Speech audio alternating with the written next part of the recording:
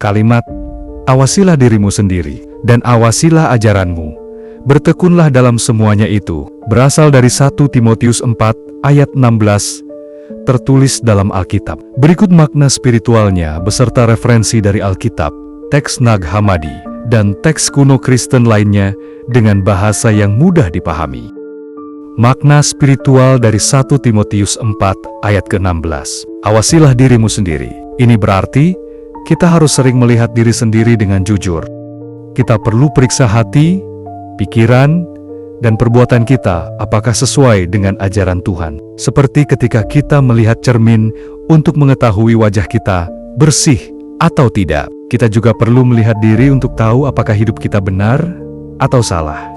Jika kita tidak menjaga diri sendiri, kita bisa tersesat dan tidak bisa membantu orang lain dengan baik. Awasilah ajaranmu. Kita harus pastikan bahwa apa yang kita percaya dan ajarkan kepada orang lain adalah sesuai dengan firman Tuhan.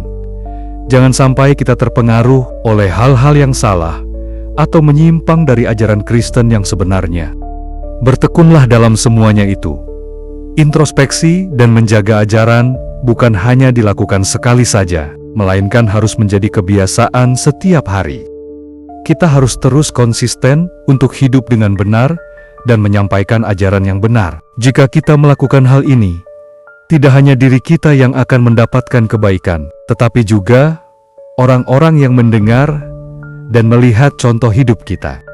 Referensi lain tentang introspeksi diri dari Alkitab, 2 Korintus 13 ayat 5. Ujilah dirimu sendiri, apakah kamu tetap tegak di dalam iman? Selidikilah dirimu, apakah kamu tidak menyadari bahwa Kristus Yesus ada di dalam diri kamu, kecuali kamu tidak lulus dalam ujian itu. Ayat ini mengajak kita untuk menguji iman kita dan memastikan bahwa hubungan kita dengan Yesus masih kuat. Tawarikh 3 ayat 40. Mari kita periksa dan menguji jalan kita, lalu kembali kepada Tuhan.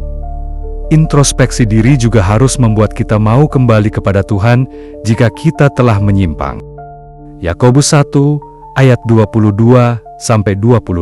Tetapi hendaklah kamu menjadi pelaku firman, dan bukan hanya pendengarnya saja yang menyalahkan diri sendiri. Sebab jika seseorang hanya menjadi pendengar firman dan bukan pelakunya, ia seperti orang yang melihat wajahnya di dalam cermin. Lalu setelah melihatnya dan pergi, ia segera melupakan bagaimana rupanya. Tetapi orang yang melihat dengan saksama hukum yang kekal dan yang memberi kehidupan, dan tetap tinggal di dalamnya, ia bukan orang yang hanya mendengar lalu melupakan, tetapi ia akan melakukan apa yang benar, dan ia akan diberkati dalam pekerjaan yang dilakukannya. Ayat ini menyatakan bahwa introspeksi tidak cukup hanya dengan mengetahui kesalahan, tetapi juga harus kita perbaiki dengan tindakan. Dari teks Nag Hammadi, Kitab Injil Thomas, ada ajaran yang mengatakan, ketika kamu mengenal dirimu sendiri, maka kamu akan dikenal, dan kamu akan mengerti bahwa kamu adalah anak-anak dari Bapa yang hidup. Tetapi jika kamu tidak mengenal dirimu sendiri, maka kamu tinggal dalam kemiskinan, dan kamu sendiri adalah kemiskinan.